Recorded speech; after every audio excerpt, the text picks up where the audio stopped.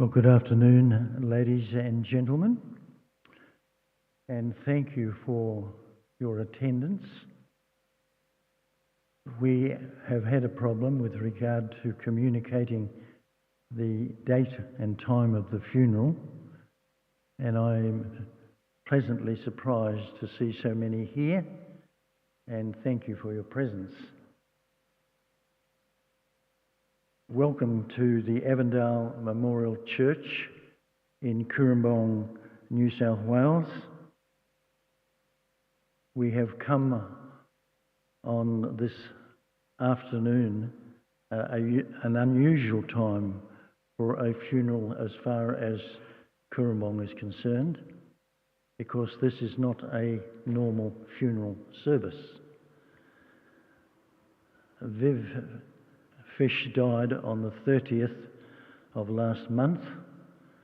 On the 29th of last month, I was driving down towards the Dora Creek Bridge there and saw Viv pushing his walker up the hill, going to the shops.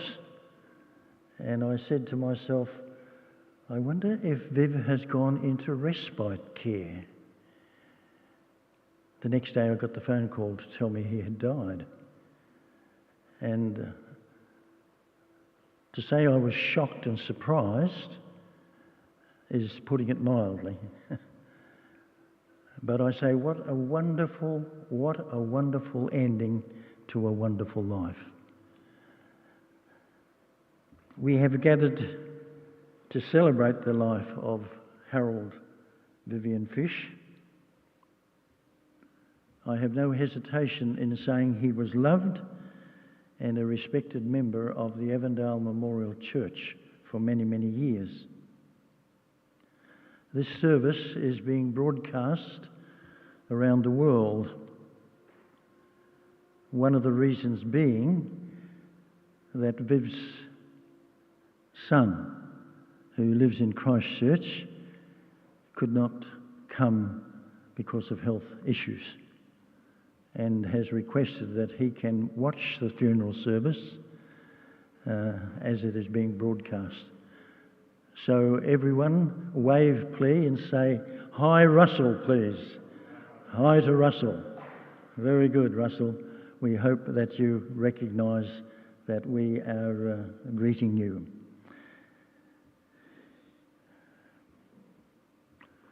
To Anne and her husband Len, and the extended family, Anne of course is Viv's daughter, the extended family, which is quite a large one as I look around, we welcome you.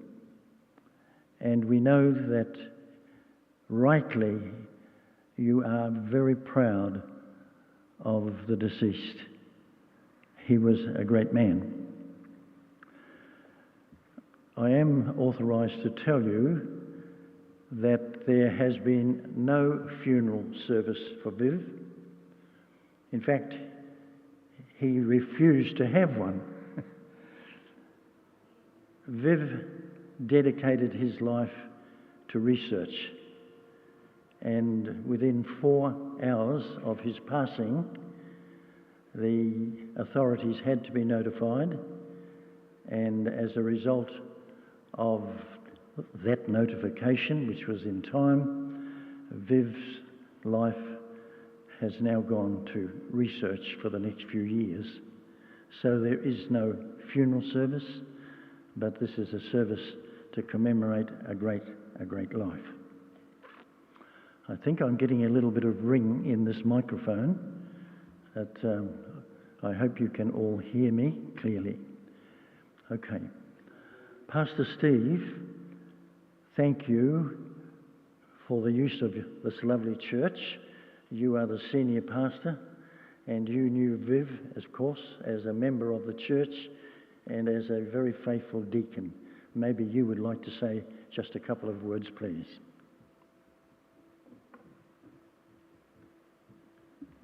Thank you, Pastor Ross. Well, good afternoon. Good to see you. Thank you for being here to celebrate this great man.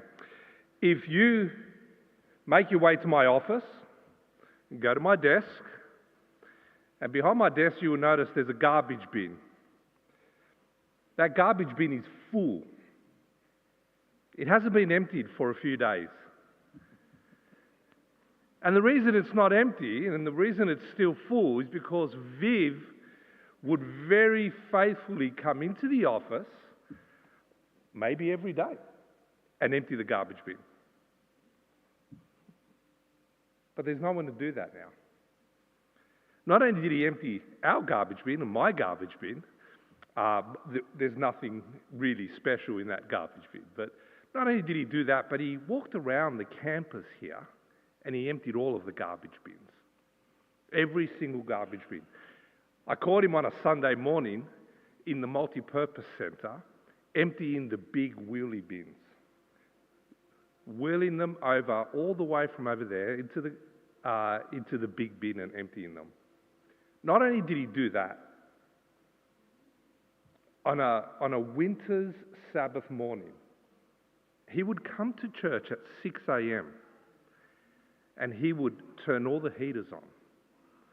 So while I'm in bed, warm and comfortable on a Sabbath morning, he is around here in the cold, ensuring that this building is warm enough for those who would be here and worship here. Viv continually gave.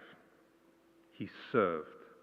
Not only did he serve this church through, my 7 years that I've been here, but long before that, he served this community. And I'm sure we're going to learn a lot more about that. But he served through the Kurumbong Community Services Centre very faithfully. He had a heart of service. That's the sort of man that he was. And I think each one of us here, everyone here could gather up our own stories and our own images and our own experiences of Viv. And I think everyone here could share that. And I think it'd make quite a good volume of work of all the things that Viv did here in Kurumbong and to each one of us, what he meant to every one of us and to each one of you. For me, Ross, he was just such a good man.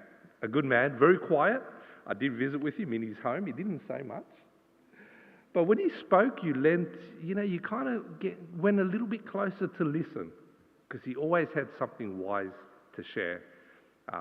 And I appreciated everything he did and everything he stood for. So thank you. Thank you very much. Pastor Steve indicated that Viv didn't say much. I can tell you that he knew 2 words, yes and no. And many times I would be talking to him and ask him a question or something, and the answer would be yes or no. Pastor mentioned that he would come here at 6 o'clock of a winter's night and turn the heaters on. I first became the senior pastor of this church back in 1989, and I was the senior pastor here for 9 years. Back in those days, we had another deacon by the name of Quentin Lamont, and Quentin Lamont and Viv Fish were in competition to see who could open the church at the earliest stage.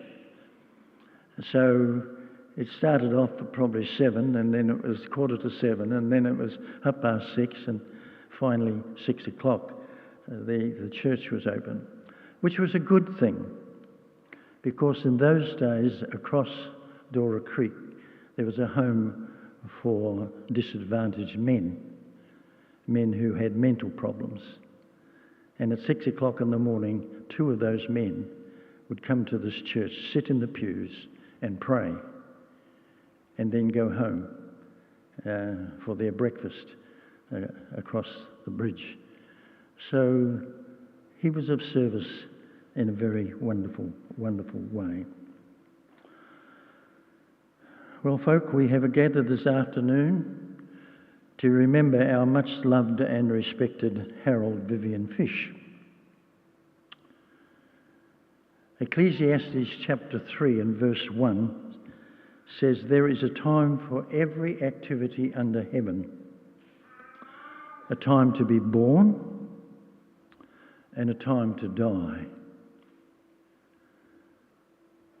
When I think of the life of my close friend Viv, I was not around when he was born, obviously.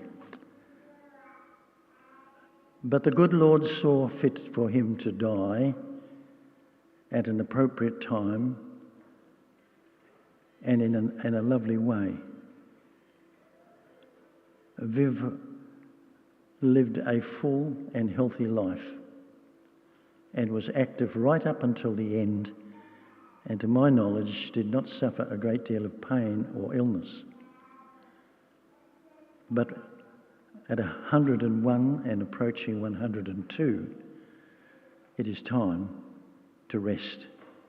And the Lord gave him rest in a wonderful way.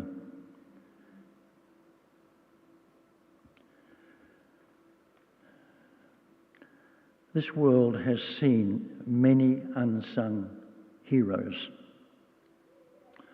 Men and women who have devoted themselves to the well-being of others while they themselves have functioned behind the scenes, sometimes unknown and sometimes unheralded.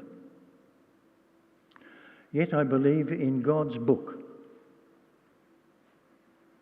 such individuals are the cream of society.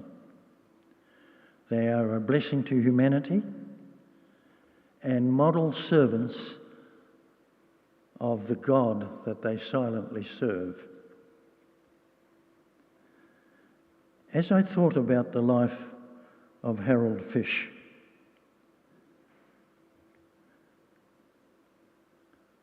simply known as Viv,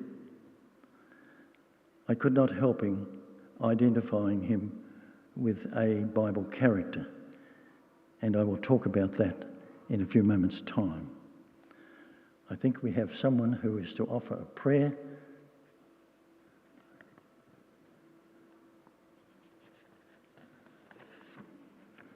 Thanks, Michaela.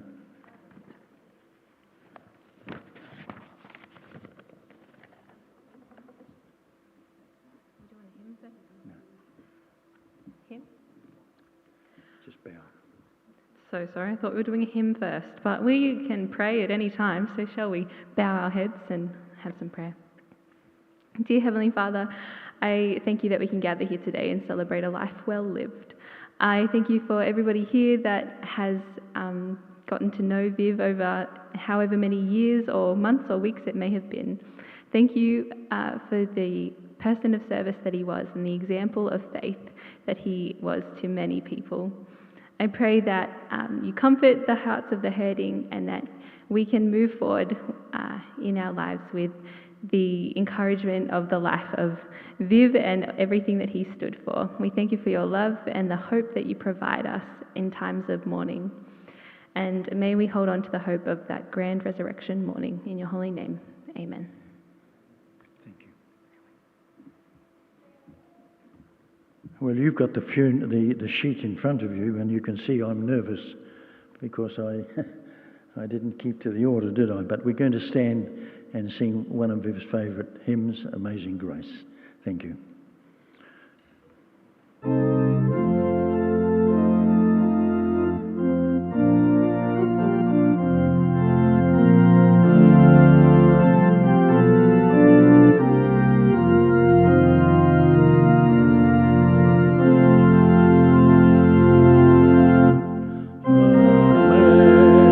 grace, how sweet the sound that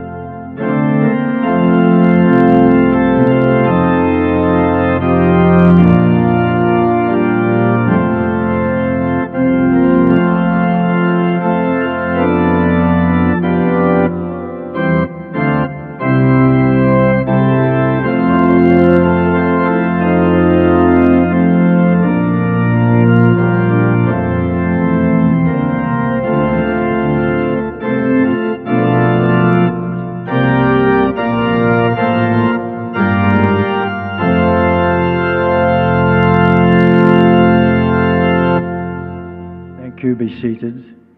Thank you, Anne.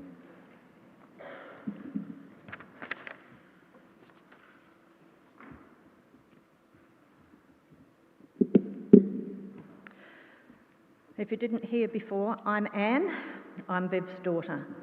Now, Viv has a lot of extended family here, but they've dobbed me in as being the one for up the front. I don't know if I'm going to cope all the way through what I've written. It's a long story I have written for you, which is why Brian's here in case he has to take over. I thought it was better to be prepared. So, for all the years that he has lived in Cooranbong, which is when the majority of you knew him, I have been living in New Zealand, which is why he has a family here separate from the family there. But my thanks goes to both the Johansson and the Truscott family members who have been a huge part of his life here in Cooranbong. Special mention goes to Sherilyn here. In the last few years, she has done everything for him. She's nursed him, she's told him off, she's took him everywhere he needed to go. And not too long ago when I was talking to him, he said, "I just have to do what I'm told." He never liked to do what he was told. I think he liked to make his own decisions. And he was not always easy at the last when he didn't want to go to the doctor or, you know, he didn't want to do that sort of thing because he didn't want to get old. But Sherilyn made sure that he did everything he needed to. For those of you, and mostly family, over the years that have sent him cards, letters, photos, I can tell you that I have been cleaning out his unit for the last week, and he kept every one of those. They were very special to him. Harold Vivian Fish. He was always known as Vivian, sort of, within the family, because he was also known as the boy, being the youngest. Mr. Fish, Harold, Vivian, Viv, Vivi, Fizzy, Uncle Viv, Grandpop, GP Pop, Fishy, and other names you would have known him by and I don't. Almost all of these were terms of endearment, but the name you recognise in those will show in what capacity you knew him. For instance, I never knew him as Vivi. That was a Cooranbong part of his life. So let me take you back 100 years or so, because most of you were not around then. My father, Vivian Fish, was born in the Warrnambool Hospital on the 7th of May 1923. His family lived at Woolsthorpe, about 22 miles away, so his mother travelled into town to await the birth. After her first child had died at birth, the doctors had told her that she should not have any more, but she did not agree and had another 5, all equally 2 years apart. I think there were 3 birthdays in May for a start. Vivian was the youngest of these. His grandfather lived with them, and as the family grew, Grandad built himself a 1-room granny flat on the property, lined it with flattened kerosene tins. Time and materials were not easy to get, and it took him over a year to complete. The family were of Anglican persuasion, but the children attended the small Presbyterian school in Woolsthorpe. Of course, there was no electricity, running water, or inside toilet. They had a couple of acres for their veggie garden and only visited the closest settlement of Koroit once or twice a year for essential shopping, although when funds were available, they could place an order at the local store for a few items like a greeting card or an axe handle or their boots.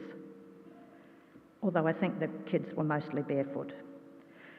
The main attraction in Woolsthorpe was the local pub, which neither of his parents frequented.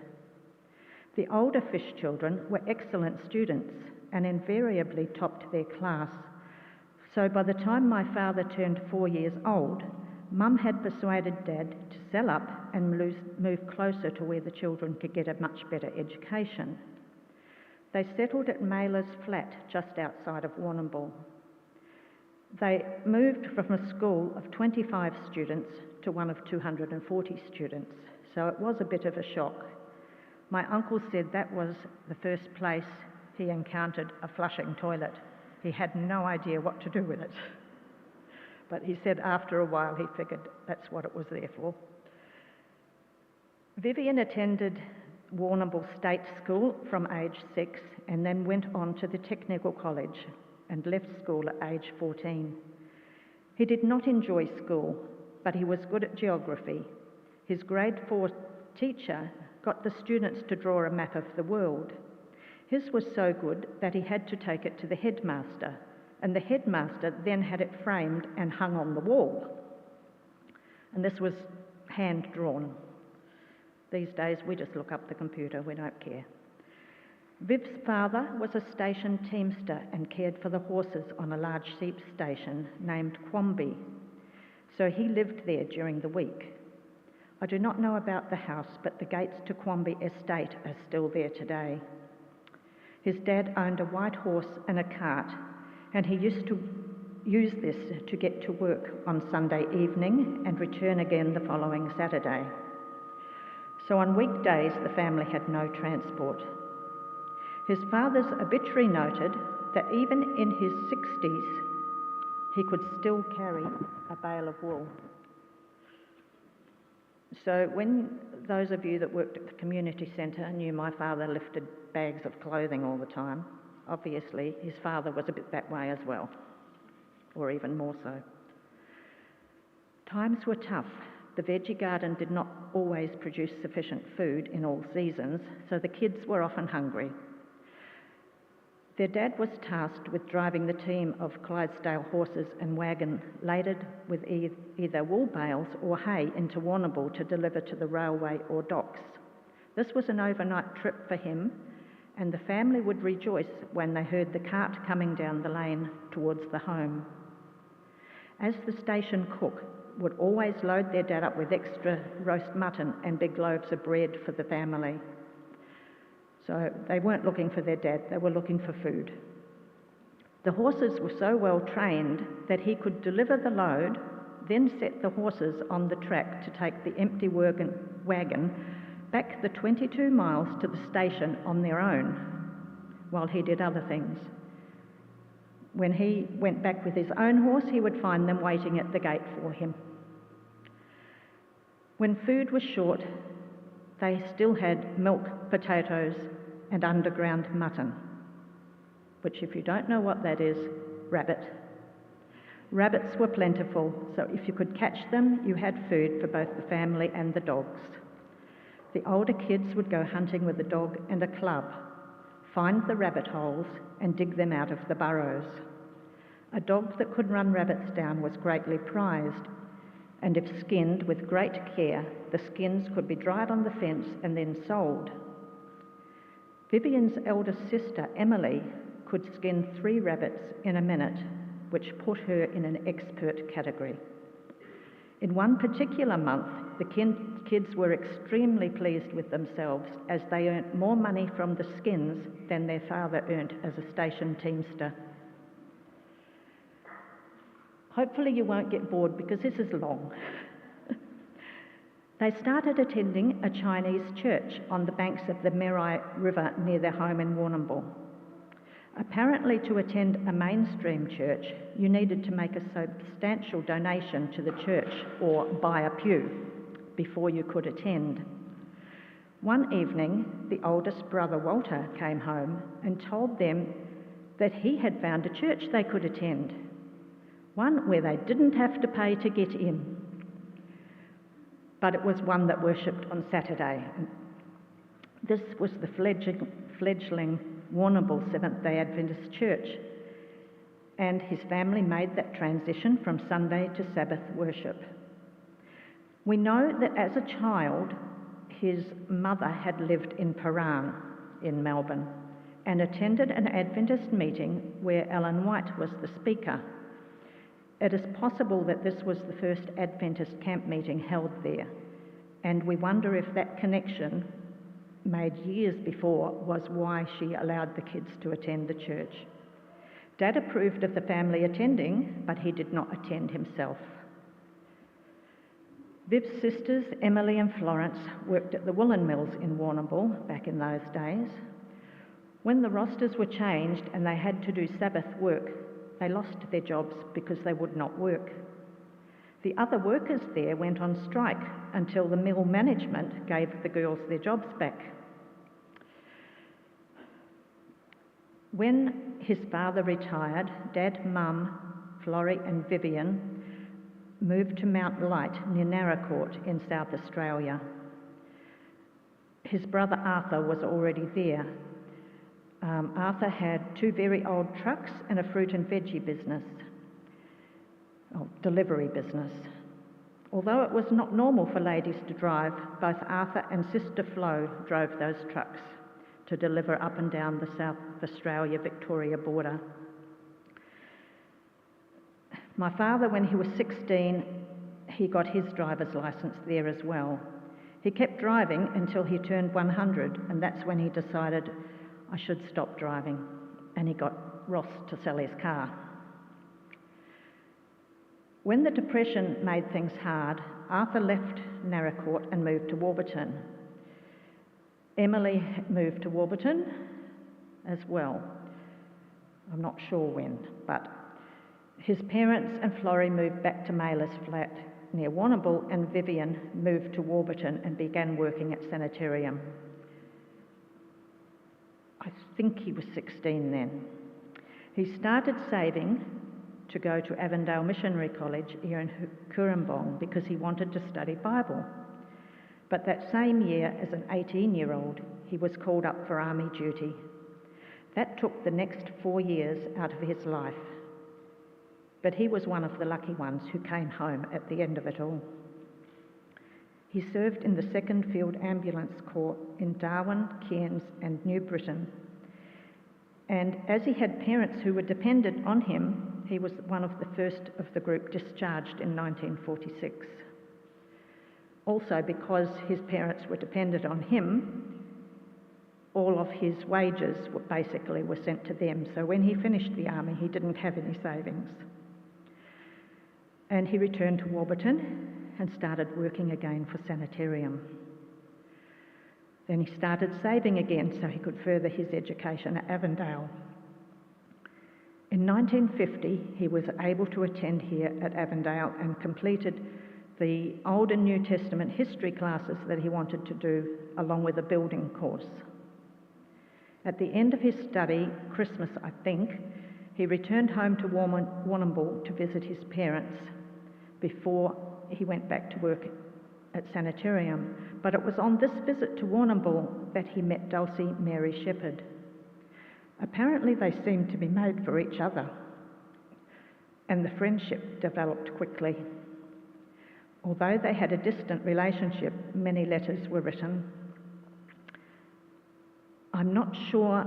I know he had photos of a picnic at Shelley Beach, and I think that may have been when he proposed to her, but I'm not definite. I know they were very important photos. But they were engaged and actually quickly married only a short time afterwards.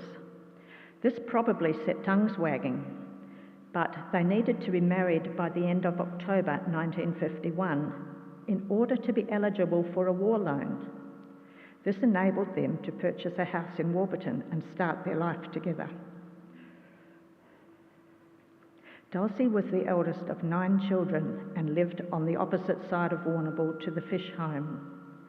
4 of her sisters are still living, and 2 of those are here with us today. Dulcie and Vivian had 3 children. Their oldest, Lynette Joy, was stillborn due to a difficult birth. Russell John was born at the end of September 1954, and Margaret Ann was born in July 1957. And like my father, I was named Anne, my second name, the same as he was Vivian, and I think his father's name was that way around as well. So for us it was normal, not for the rest of you. They had a great marriage and a happy home until Dulcie had health problems. She had an operation to remove a blockage in the bowel in July 1965, but her health continued to deteriorate. During her time in hospital, Russell and Anne were cared for by Vivian's oldest sister, Emily. Emily managed to look after these extra two children along with her own family for some time, and then they moved across the Warburton Valley and were cared for by Viv's brother Arthur and his wife Meg. It was while they were there that Dulcie passed away late on an Easter Friday. It may have been early Saturday morning, I'm not sure. On the Easter Sunday, I did not feel well, and it turned out that I had the mumps. As a result, everyone decided, probably rightly so, that it would not be wise for me to attend my mother's funeral. Just a few months later, Vivian and Meg had a heated conversation about something, and he decided he would take his children back home and bring them up himself. This would have been a huge job for him. This is the part where I break down. He was working shift work at Sanitarium as a cookerman. This meant that he worked on rotating shifts. Week 1 was day shift, 8 till 4 p.m. Week 2 was afternoon shift, 4 p.m. till midnight. And week 3 was night shift, midnight till 8 a.m. He would get the evening meal of veggies ready and on the stove, so all we had to do was turn the gas on to cook it. Many times it was turned on and then forgotten about as we did other things and ended up eating burnt veggies and having to clean a burnt pot. Their home was very close to the factory, so at times when Viv had the wheat cooker set to run, he could rush home to check on the children, then rush back to work. At one stage, when we misbehaved too much, he worried and told us he was worried that the authorities would say he was not a good father and would take them away. Lucky for all of us, that never happened. Both Vivian and Dulcie had a huge love of the outdoors. They even went bush walking around the Grampians each day of their honeymoon. As a result, the family were always walking somewhere, and as children, their kids learnt all they could possibly absorb about reading topographic and other maps, bushcraft, ferns, trees, flowers, birds, rocks, animals. Viv's mother's family were early explorers in the Victoria, and they travelled extensively throughout eastern Victoria region in search of mostly of gold, but also the best trees for fencing and building. Viv always knew where all the old gold mines and gold towns were, and the family often went bushwalking to investigate them. He was always interested in the history of early Australia, and his unit has so many books on the topic. I'm not sure what I'm doing with all of them. Viv and Dulcie were both active in the Warburton Church as deacon, deaconess, JMVs, MVs, and I don't know what else, but at least those. At the beginning of 1967, when I was 9.5 years old and able to join the Warburton Pathfinder Club, Vivian also took on the role of one of the club leaders. Being an outdoors man, it was perfect for him. He remained in that role for about 12 years. Many Warburton Pathfinders learnt great outdoor skills under the guidance of both Roy Barty, and Vivian Fishy, as he was fondly known. He is still referred to Fishy by those kids and always will be. Right up until the time of his death, he took an active interest in knowing where his Pathfinders were and what they were doing now. I've nearly made it. Bobby May Pascoe, her husband and family were living in Warburton when she found herself left on her own with 4 young children. Vivian was one of the church members who helped her pack up her house and furniture so that she could move back here to Cooranbong area where her parents would be available to help her. A friendship started there and they began to write to each other. Marriage was discussed and then later called off. I once asked her why it was called off, and she said she realised that they both had different ways of bringing up their children and she didn't think it would work. I don't know what those ways were, but I think for both families, they both did a fantastic job. On Viv's 50th birthday, Russell moved from Warburton to Auckland in New Zealand to work for Sanitarium. And I think a year later, maybe 2 years later, I left home to attend Avondale College. I've never been back home since then.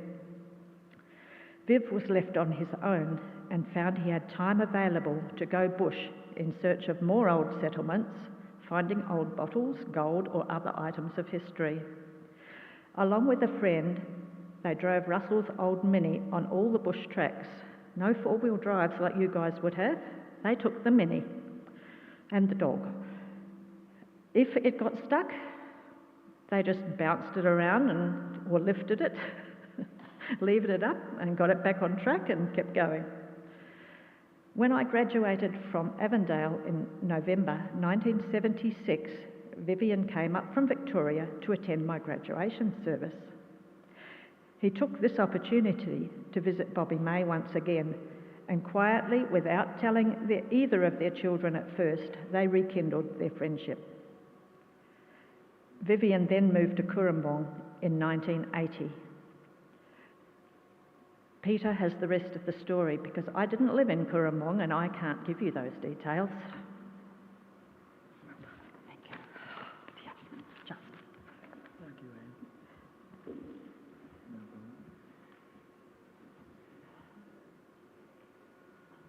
Anne. Just to show that I am fallible, I was typing a heading here because I had to start after 1980, but my fingers said 1880, and I think Viv wasn't going to survive for 200 years.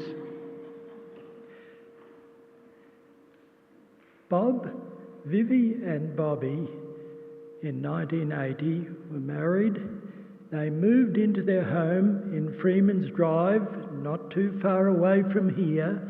They had a magnificent garden and flowers and vegetables and all sorts of things. Vivi was working at the Sanitarium factory in Cooranbong. Any of you remember that? Just down the road there. When he retired, he and Bobby continued to work on their garden.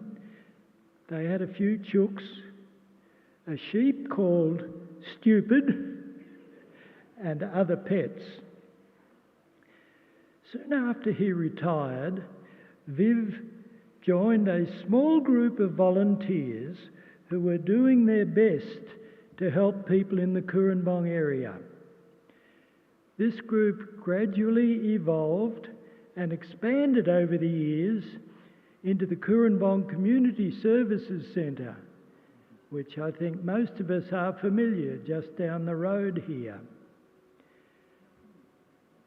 They now operate op shops, and the proceeds go to help community members or community projects who may be doing it tough at the time. Viv continued to work in his volunteer capacity for 40 years, 4 decades. That's an absolute record. He was actively engaged until a very few weeks before he passed away. That means he was still an active volunteer after his 101st birthday. As an example of his quiet influence on other volunteers, we were introducing a new volunteer to the centre a year or two ago, and it was my job to take him around and show him the ropes. I said, stay in the furniture department for a while and see what happens, and I'll come back. I came back, and this man, who was possibly about half Vivi's age, looked at me and said, can't somebody take that man's batteries out so he can have a rest? And I think most of us can identify with that. Now here comes a personal connection with Vivi and Bobby. In 1998, after 12 and a half years working for ADRA in Australia, my wife and I were asked to take up a position with ADRA based in Khartoum in Sudan. As you can readily imagine, moving and leaving our children and small grandchildren was a major challenge, especially for a very loving grandmother. Before we left, we were called up, and I can still remember standing near this pulpit where people said all sorts of nice things about you they do when you're leaving, and they asked, is there anything we can do for you? And I'm sure I was inspired because I hadn't pre-thought an answer. I said, look, we'd be really grateful if one or two of you could keep a bit of an eye on our grandchildren and children.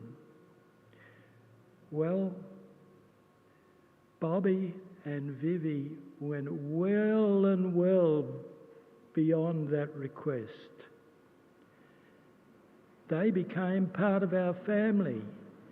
For our grandchildren, it was Grandma Bobby and Bibi. As their speech improved, his name changed a little bit, but Bobby and Vivi were absolutely amazing surrogate grandparents. In 2001, they moved over here to the Crestville Retirement Village. As well as continuing a very busy volunteering activity at the community centre, Viv was extremely active in support of this church. And as has been mentioned earlier, Viv was a very quiet man. He was always willing to help out, but I don't think I can ever remember Viv standing there and saying, look at me, in any way.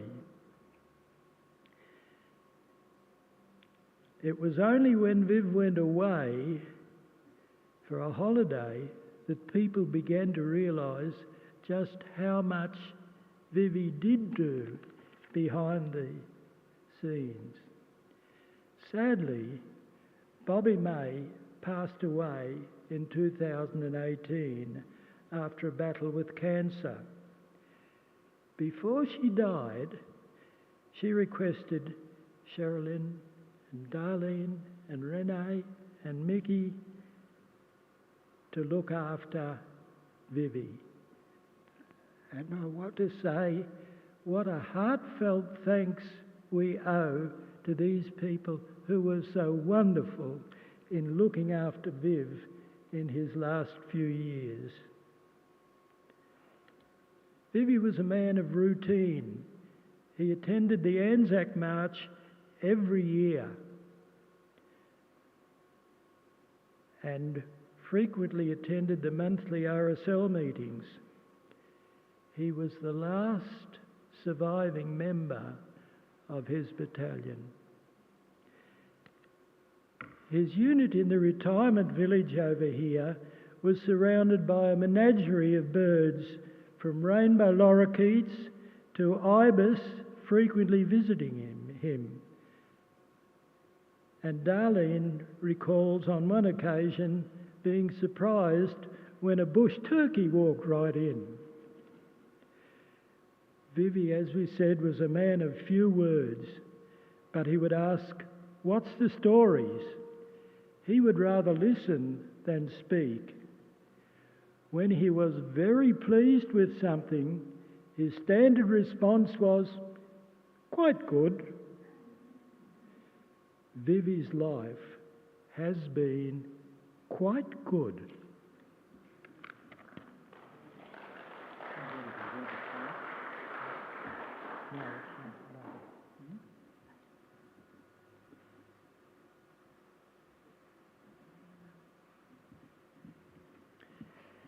So my name is Jared Jackson and I'm Anne's son, so Vivi's grandson. Like Viv, my words are few. I'm not very talkative. I take that with pride after seeing my grandfather. When I came to Australia 4 years ago, I didn't have anywhere to live initially, coming from New Zealand. I came to go to Avondale. And Viv opened his doors to me. Sherilyn, before that, took care of me for a week. And then Viv opened his doors to me. And if you know where Viv lived in the retirement home, you know he only had the one room. So I was in his house and I slept in the kitchen. How would it feel for you if you're letting someone sleep in your kitchen? So I think he did a really nice thing for me, and I needed that at that time. I stayed there for a whole month, and I got to see a little bit of Viv's daily routine at that point in time. So he would typically wake up at about 5:30 in the morning, sometimes 5 o'clock. His alarm clock, well, his clock was an alarm clock every hour. It would make a bird noise. And so I would wake up sometimes to that as well, but I'm not quite like Viv. I like to sleep in. So by the time I'd slept into about 8 o'clock, 8:30, he said, "No, that's enough. Get up, boy. Time for breakfast." He's improving my habits, even now. I would often witness him coming across to the church. I'd be sitting at home with him and he'd say, "No, the clock is gone. Time to go do things for church." And off he came over to this church here and did his daily, weekly routines. For a time I worked at the Better Books, the bookstore just over there. And I would notice that every single Monday, without fail, Viv would go into the store and check for the records. He would always grab the records and bring them over here. And that brought joy to my day because I, while working, got to see my grandfather. And they're quite nice employees over there, so sometimes they said, "Go and chat with him. Follow him along." And so I followed him, and he didn't want my help. He knew what he was doing. He's been doing it for how many years, so obviously he didn't need my help. But it's odd to watch someone as old as Viv, right, to do physical work. So he got the trolley jack and he loaded up with boxes to about this high off the ground, filled up the trolley jack. All of those boxes contained the records for the church. And then he would roll it from the building over there, just over here, and deliver it to the church. And I thought that was a lot of work.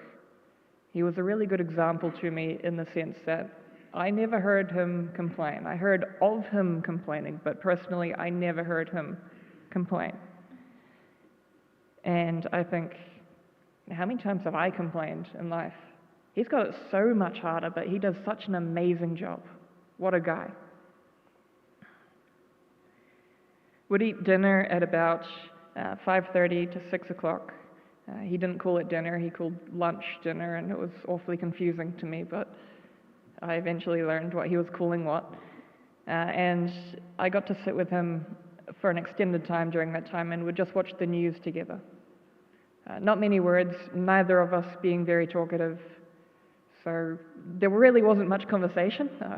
I look back at it and I laugh, but you know, that's just us, that's him and me both. Again, I really appreciate that about him. I think that over his life, he's been through many, many hardships, and I've heard very few of them. You know, he was in the army and he went through the war, and well, he shared stories, positive sounding stories, and I don't remember them now because I'm older. He shared them to me when I was a kid, basically. Again, never complaining, never raising a problem, nothing at all. And that pretty much summarizes what I have to say apart from to Cheryl, and thank you so much for everything that you did. And to the Truscotts for being his family. Without you both, I know that he would have struggled, and you cared for him. So thank you. I'm proud of my grandfather. Thank you.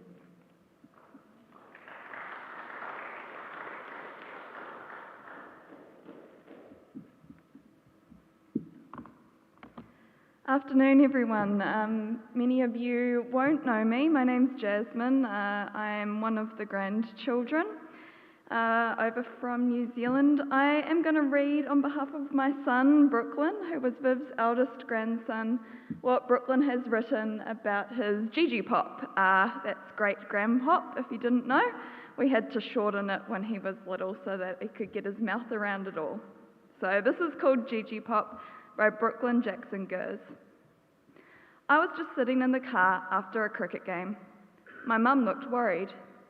Then she said, "I have some bad news." I asked, "What is it?" out of curiosity, and then she says, "Gigi Pop has died," or as you know him, Vivian Fish. It didn't feel real at the time, but now, knowing he's gone, I'm sad, like an unfixable hole in my heart. I wish I could see him one last time.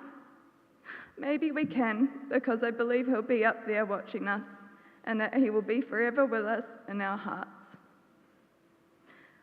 When my Gigi Pop was just a young man, he joined the army. He was a medic, saving people's lives and risking his own life for others. And he was one of the lucky ones to make it out of that war alive. On the 100th Anzac Memorial, Gigi Pop told us some stories about his experience in the army. It was special because he almost never talked about the war. Most of the stories he shared with me were about training that he had to do to prepare for the army. For instance, running 100 miles, but always being worried it wasn't enough because the Japanese were running further for their training. Here's a short story about a scary experience he had in the war that he shared with me. Him and his crew of paramedics were sent by boat to an island in Papua New Guinea or nearby, where they were meant to meet up with the rest of the battalion. But when they arrived and got dropped off, they realised the battalion wasn't there. However, the Japanese were there. They were on the other side of the small island, and they were stuck on the island with no boat to escape on. They laid low and they hid from the Japanese until they were rescued and reunited with their battalion. My great-granddad was a special man, and I'm very glad he survived that war and lived for as long as he did so that I could get to know him and have him in my life. Bye, Brooklyn. Thank you.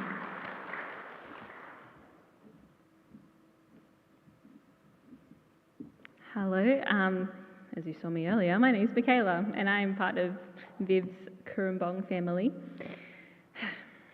Roberta Major Hansen, oh golly, I'm crying already, and Harold Vivian Fish, or Grandma Bobby and Vivi, as my siblings and I affectionately called them. They were never my grandparents by blood, but I have loved them as such for as far back as my memory can take me. I count myself very blessed to be born a grandchild of Peter and Barbara Truscott. However, as you heard, when the mission field called them and took my maternal grandparents far abroad, Grandma Bobby and Vivi stepped in. My mum, a single mother with 4 little ones at the time, and only 2 arms, heard a knock at the front door, and there was Grandma Bobby. ready to swoop in and fill a gap that my grandparents couldn't from across the seas. And from that moment began many knocks on the door throughout the years that would find Grandma Bobby, Vivi, or both of them together on our front step, ready to lend a hand in any way they could. Also, as you've heard, Vivi would quietly see a need and fill it, without any expectation of gaining anything in return. He would help mow our lawn, keep a steady stream of soy milk up and goes, giant tubs of peanut butter, like seriously, like the catering size, cases of nut meat, or whatever other things he thought we might need from the sanitarium store in our pantry. We'd also often find some Whittaker's peanut slab chocolates stashed in the freezer for a rainy day. He just found all these quiet ways to help our family in ways that we never asked for, but were very grateful for. Aside from keeping our pantry stocked, Vivi taught me so many things. But the two I'm most grateful for is one, he taught me to eat my veggies, and two, to read my Bible. My mum said she could always tell when I'd been talking to Vivi because I would say, "Mum, I need to eat my veggies to get my vitamins." And I pronounce it vitamins, not vitamins, just as Vivi did. And to this day, they are my most favourite food group. I would say there are many people I have looked up to in my spiritual walk, and there are many people who encouraged me to pursue a career as a pastor. But Vivi was the first person I can remember who intentionally took the time to teach me how to read my Bible as a very young girl. And he's the one who would remind me often to read it every day. Whenever he and Grandma Bobby would stop by, he'd say, "Have you read your Bible today?" And then he'd ask what I was reading, just to make sure. I think at first I started reading it just so I could say yes and not disappoint him. But soon I found myself really enjoying what I was reading. And so began my love for exploring the Bible and my love for God. As we all know, Vivi was a man of few words. If you asked if he liked something, you knew it was a real doozy if he just shrugged his shoulders. But if he really liked something, he'd say something like, "Yeah, quite good, really." For some years now, we've been having Sabbath lunch with Vivi almost every week. And every week, without fail, Vivi would finish his dessert. I'd look over the table and say, "Would you like some more, Viv?" And he'd reply right on cue with, "I'd hate to see it go to waste." If any of us can learn anything from Vivi, I think it would be that if you want to live to 100, you need to have at least one, but preferably 2 desserts after lunch every day. As you've heard in the story that Brooklyn just shared with us, Vivi was a World War II veteran, and as in the story, as it went, he was sent to an island with his battalion that was not quite the right island. And over the years, I've asked some questions about the war, but Vivi was always, understandably, pretty tight-lipped about it. But one Sabbath, he was around the table, he was sharing some stories, and he shared the same story with me. The story of where they were dropped off on this island and realised that the enemy forces were on the other side. And it was 3 weeks before anyone came to save them. But he told me that there were also 2 doctors with them, and one of those doctors had a small handgun, and that was the only weapon between any of the field ambulance officers, the medics, everyone. That was the only weapon of the whole hundreds of men that were accidentally sent to this island. And I'm listening to this story shocked, and I said, "So what did you all do?" And in perfect Vivi matter-of-factness, he goes, "Well, we didn't tell them we were there."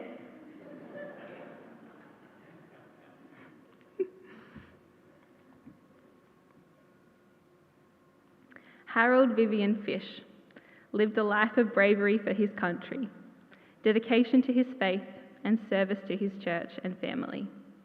I am a better person for having known him, and I'm sure there are many others that can attest this fact. He truly lived a full and wonderful 101 years, continuing to serve, to his last breath.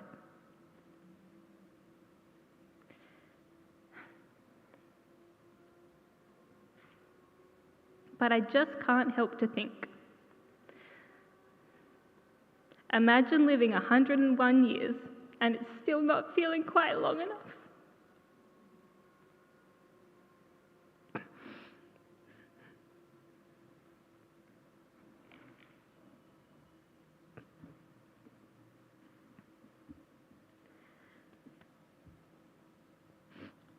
I will miss Vivi.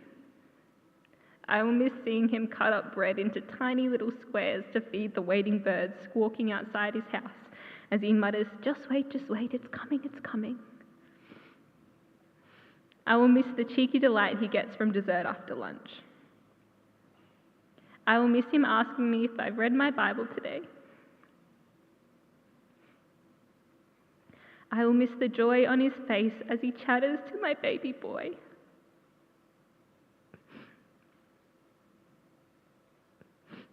I will miss so many things, but as I miss these things, I will be grateful that I ever had the opportunity to know them. And as I hold on to the hope that we have in that beautiful resurrection morning,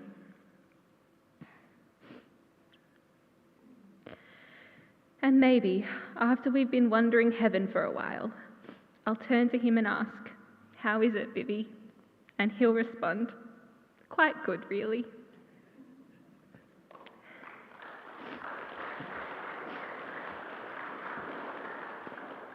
And just very quickly, I'm going to present to Anne a plaque that was to be presented to Vivi. He was already lined up to come to a meeting on Monday afternoon to receive this. But the message is still there, and it says in effect, Vivi, we love what you did.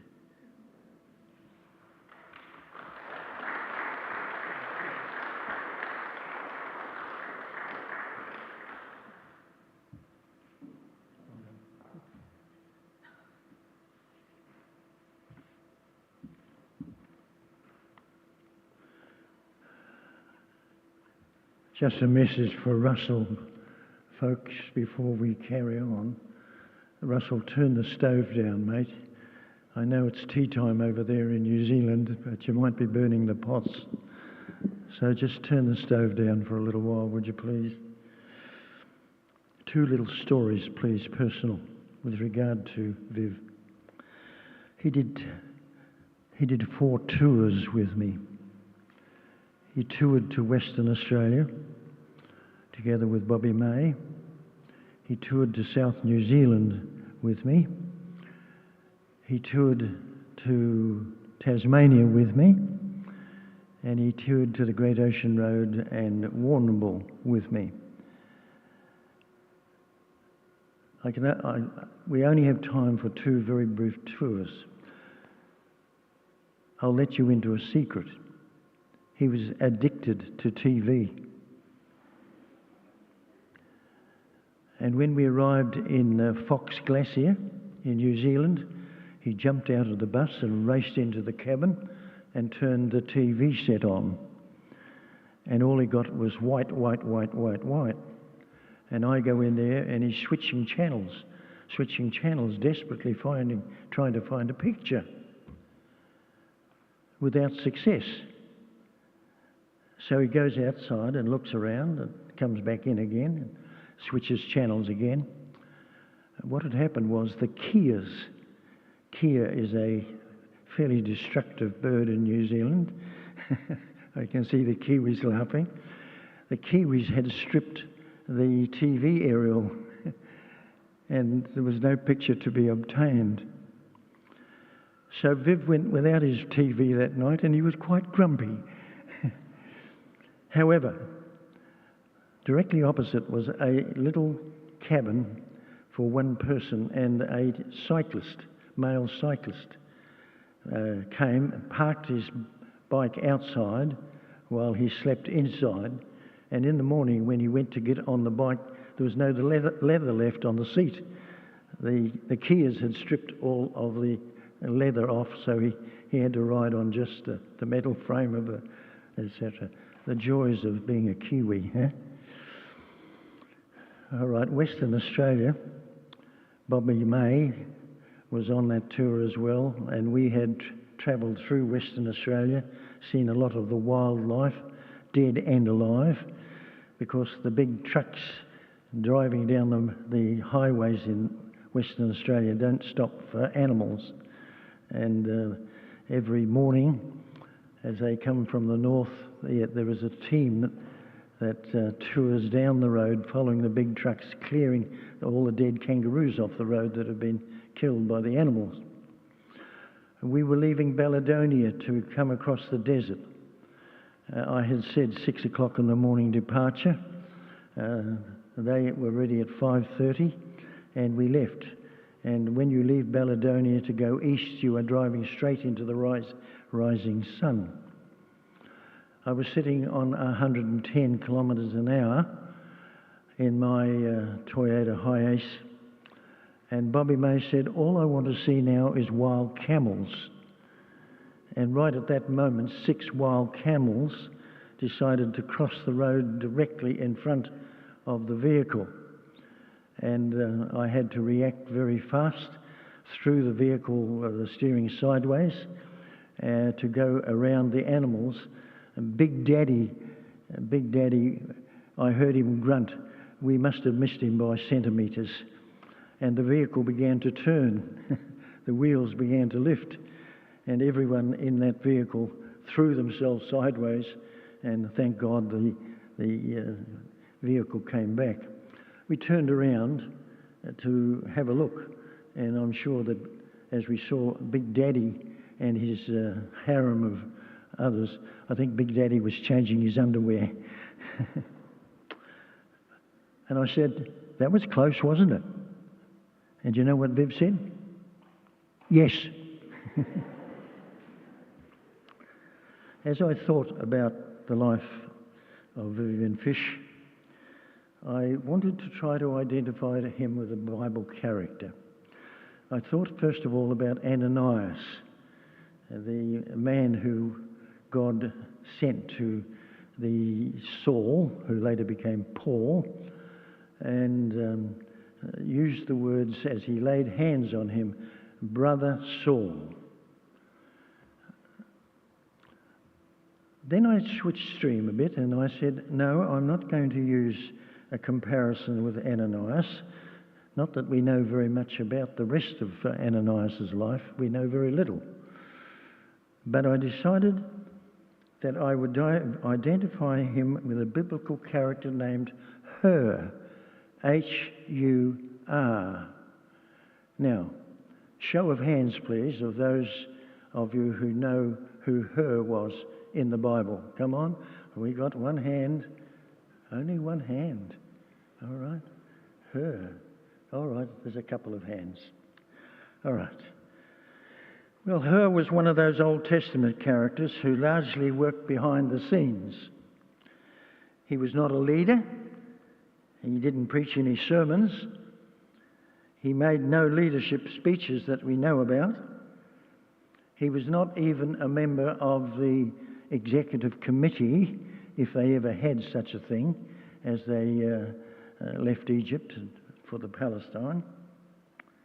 But he was a dedicated supporter of the leadership of his day, because we read about him, first of all, in the book of Exodus, chapter 17, when the Amalekites were attacking the Israelites at Rephidim, and the battle raged sore. It seemed to be, it was going pretty closely, one side winning and then the other winning, and it was going back and forward. And Moses, who had climbed up an elevated area, who had the staff, that staff that had worked so many miracles, dedicated by God, in his hand.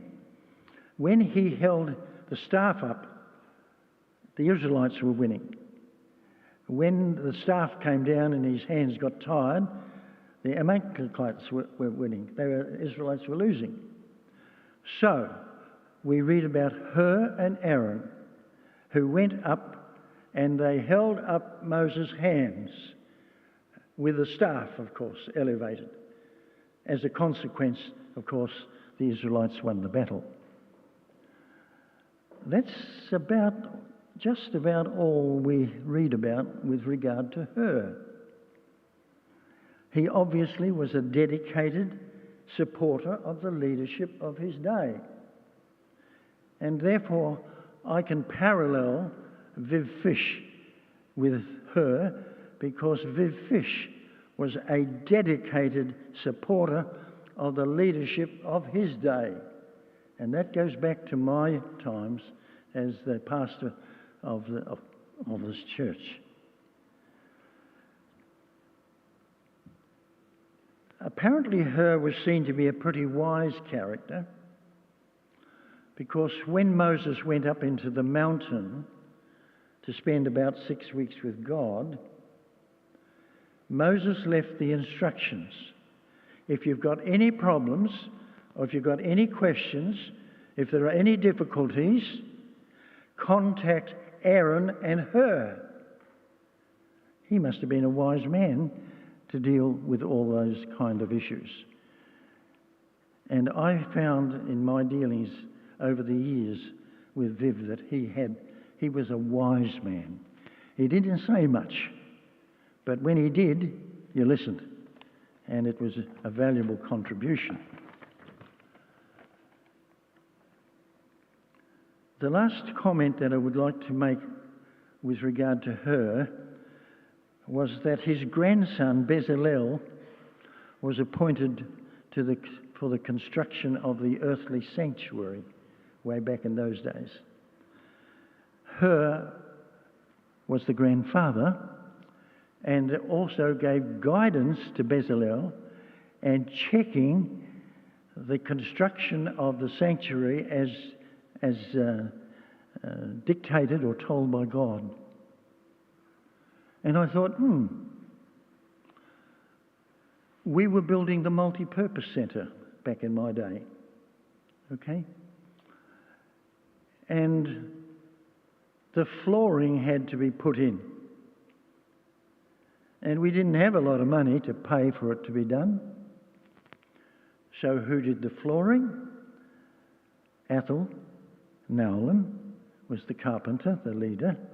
Viv Fish went over there day after day to install the flooring in the multi-purpose centre.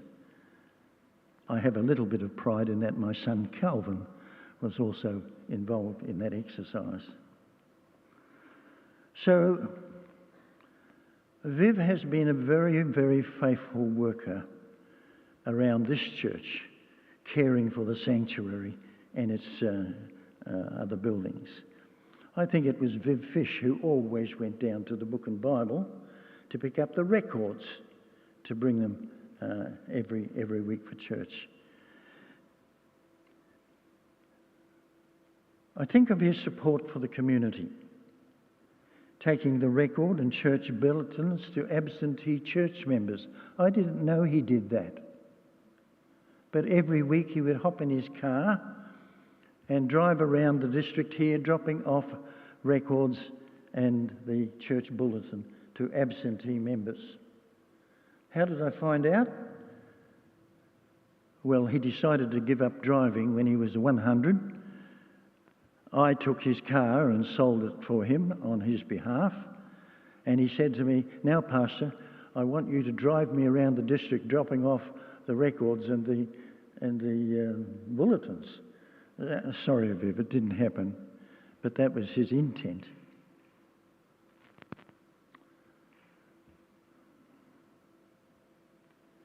For 40 years, as you've all been told, he worked as a handyman down at the Community Services Centre. One last thing, please.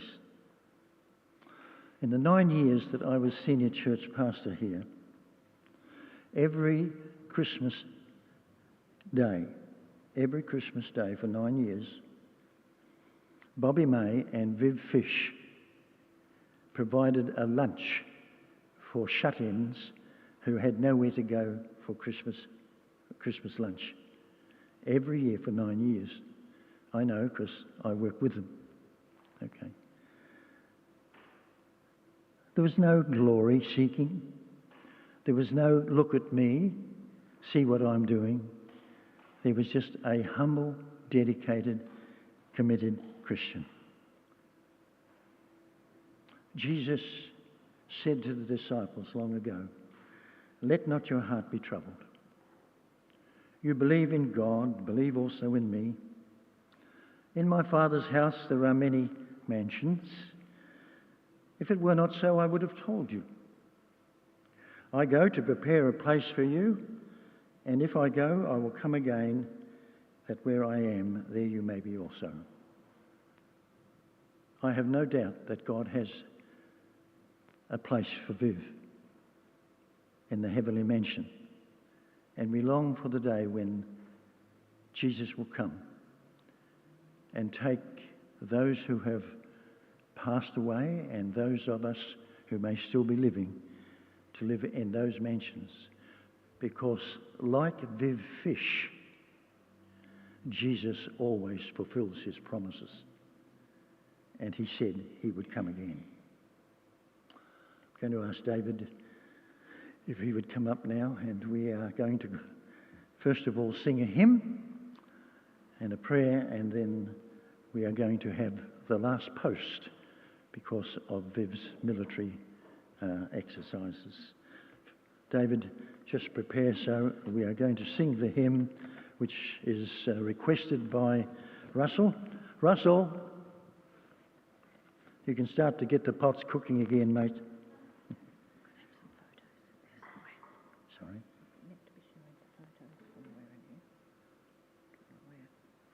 Okay. The hymn, "For You I Am Praying." Would you stand for this favourite hymn, please? Sorry.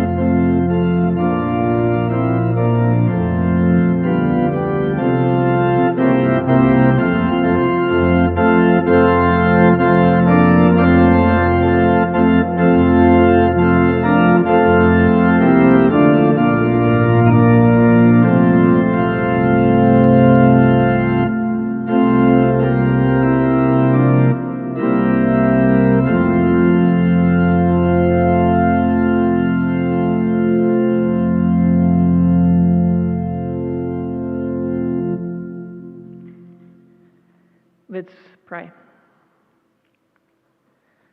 Father in heaven, I thank you for the life of Vivian Fish, Harold Vivian Fish. Thank you for giving him 101 years and 6 months. It is a long time, Lord, and he has been a wonderful example to us. He's had so many joyful experiences. Thank you to you, Lord.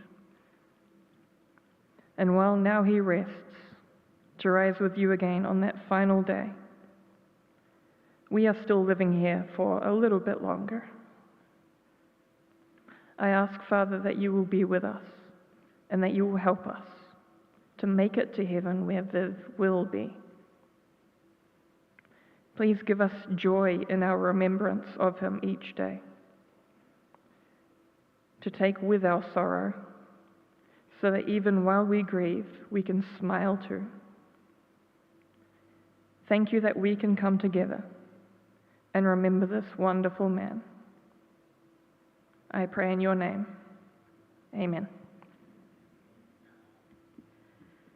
It seems we were a little unorganised with our thing. We do have photos, but first of all, we are going to do the ode and then the last post, and we can show the photos at the end. And if anyone needs to rush away, don't feel guilty. But we do have food downstairs, and we need you to eat it because I can't take it back to New Zealand.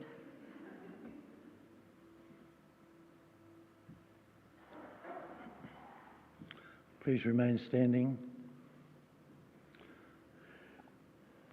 They shall grow not old, as we that have are left to grow old. Age shall not weary them, nor the years condemn. At the going down of the sun and in the morning, we will remember them.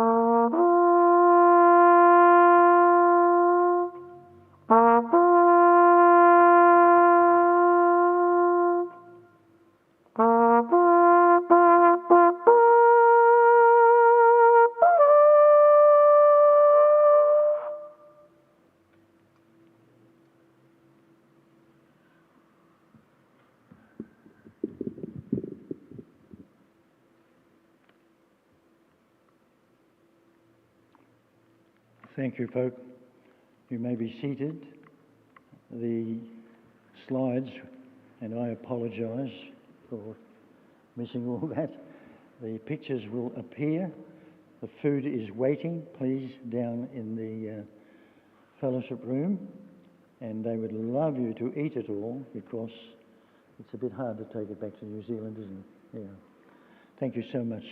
And thank you to those who have helped run the meeting because it was at very short notice and very difficult to get the staff together in order to do what we needed to do to have this put over YouTube.